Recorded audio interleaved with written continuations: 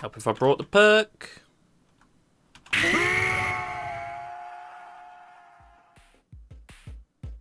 I might have set the Z too high. My name is Volteripal, and I am making a wave-based shooter with some roguelike elements. These elements combine to make a game I'm calling Abyssal Plane. In this game, you will fight endless waves of enemies. The waves will get larger and stronger as the game progresses. Killing enemies gives you points, which you can use to open up the map. To get stronger, players can pick one perk out of 4 at the end of every round to add to their arsenal. They can also be purchased from the shop. This stocks random perks every time it appears and will appear randomly throughout your game. The perks vary in effect, but more on that later. So yeah, the game's about fighting enemies, getting stronger, whilst you, try not to die. But first, we need to go back to the beginning. So way back when the big bang... No, not that far. The year 2022. I just finished my university degree in game design, and almost immediately I felt completely lost. Despite being at college and university for the last 5 years, I had no idea where I wanted to be inside the industry. So I spent the next few months experimenting with different parts of the industry.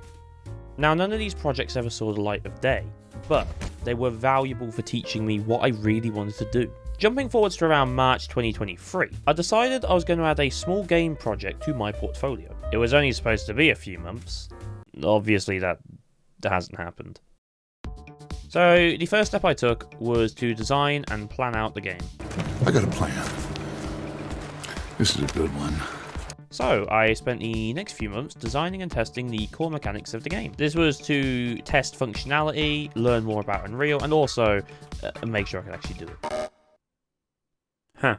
Thankfully, a lot of the core systems like the stats component, which can track the health and stats of characters and players in the game, as well as deal with all the perk interactions, the movement system and damage effects, which are what trigger the perks in the status component. These are all things that I've done in the past, so they didn't take long.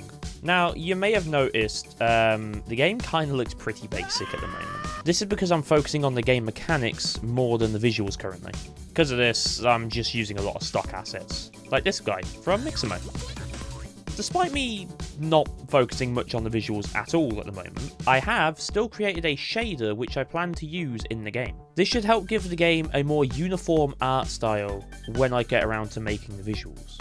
So everything was going fairly well at this point, and then I kind of hit a wall with the wave system. So I began by creating a very basic enemy AI, which would just walk towards the player and attack when they're close. I also created placeable spawn points that I could put around the map. So now that I had both the spawn points and the enemies, I just needed to figure out how to get the game to actually, spawn the enemies at these points during the wave. After a lot of research, I was able to find a tutorial that did a system similar to what I was looking for. The tutorial was from Ryan Laley, who does a lot of Unreal Engine tutorials. So at the beginning of the game will find all the spawners on the map. It will add all of these spawners into an array. It then checks if they're active. If they aren't, they get removed from the current array of spawners. So for anyone unaware, an array is basically like a big list of different actors in this case. And for this exact instance, those actors are spawners. And when the game spawns an enemy, it will pick a random spawner within that array. So to know what spawners should be active, I created spawner volumes that I'd place manually around the map. The spawn points are linked to these spawners. Entering one of these volumes will select the linked spawners to be active and deactivate all the other ones around the map. Now, throughout the game, the player can open up doors and clear blockades, as well as other things to open up the map and explore more. Gee, how'd you come up with that idea? Anyway, in order to make spawning feel more natural, I wanted enemies to come through the newly opened pathways, rather than just the current room you're in. And it was this that created a lot of headache for me. A bunch of edge cases just keep cropping up. At first I tried adding a radius around the player that would activate the spawners. So whilst this does technically work, the problem it will cause is, let's say the map is more vertical, and there's spawn points below and above the player that they cannot access. enemies would start spawning in those rooms and then have to go all the way around the map just to get to the player. So the radius idea was thrown out pretty quickly. Next, I tried a system where the barrier was linked to the volume, and when the barrier was open, the spawner volume would be unlocked along with the spawners. And this nearly worked.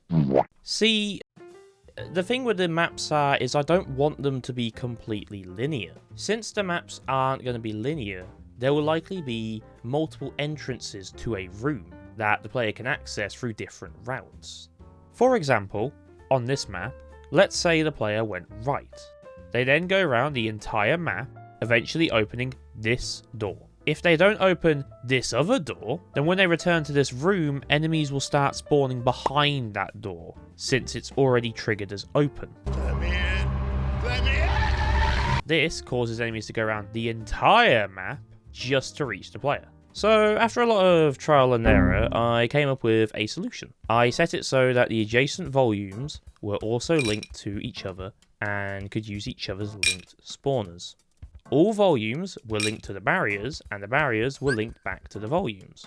When a player enters a volume, it will get all the current volume and adjacent volumes connected spawn points. It will then check if there are any barriers connected to the current volume.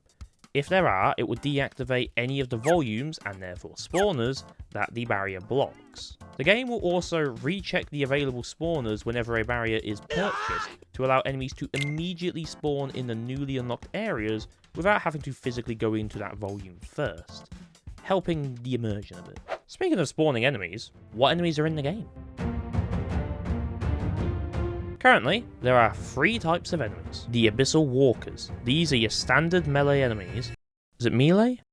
Melee. These are your standard melee enemies that walk towards the player and attack when they reach them. Abyssal Tank. These are a boss enemy that spawn in every 5 rounds. They are slower than Abyssal Walkers, but have a charge ability where they charge at the player and deal a lot of damage and knockback. If the tank hits a wall, it will be briefly stunned. Finally, we have Abyssal Towers. These are fairly weak enemies that move around by teleporting. Hi, how are you? And will shoot at the player. Now you may be wondering, how does the game choose what enemy to spawn? And also, how do you progress in the waves in this wave system? Before the round starts, the spawn pool is populated with enemies. Initially, only Abyssal Walkers will spawn. The amount of enemies will increase with each wave, as well as the type of enemies and their health. Stop right there, criminal scum! After this, the game mode uses a looping timer which is slightly randomized. After this time is done, it will spawn a random enemy from the current spawn pool. If there's too many enemies in the game at any point, it will stop spawning until one has died. This is to prevent potential performance issues and flooding the map with too many enemies. You know, like this. Every time an enemy dies, the game will take note of that, and once all the round has been killed, it will move on to the next one, where it repopulates the spawn pool again and continues onwards, this time with a bigger spawn pool. So, remember earlier in the video when I said, the perks vary in effect, but more on that later. Well... I lied. Yeah, somewhat. I was going to show off all the perks in the game at the moment, but this video is getting kind of long, and I want to save that for another video. So, if you want to see that, make sure to subscribe. So yeah, that will be the end of this devlog. I've been developing this game for like around about the last year, just on my weekends, because that's the only time I really get to sit down and develop it. And as you can see, it hasn't really gotten as far as I'd like. It's hard to balance a full-time job with doing this, but I'm trying to make it work. And it doesn't help that I always struggled with my sleep and kept getting up super late on the weekends, which is the only time I get to work on it. It's something I've got better at over the years. I have, however, started to stream on the weekends. The main reason behind this is to try and force myself into a development mindset. I stream on Twitch every Saturday and Sunday from around 9 AM BST at twitch.tv/Volteripal. And if you want to see the VODs from these streams, you can see them on my second channel, Volteripal VODs. So yeah, that's the end of the video. Thank you for taking a first look at my game, and I hope you'll stick around to see how this game evolves over time. Feel free to comment below any questions or suggestions you might have for the game. Don't forget to like if you like the video, and subscribe if you want to see more. My name is Volteripal, and I will see you all next time.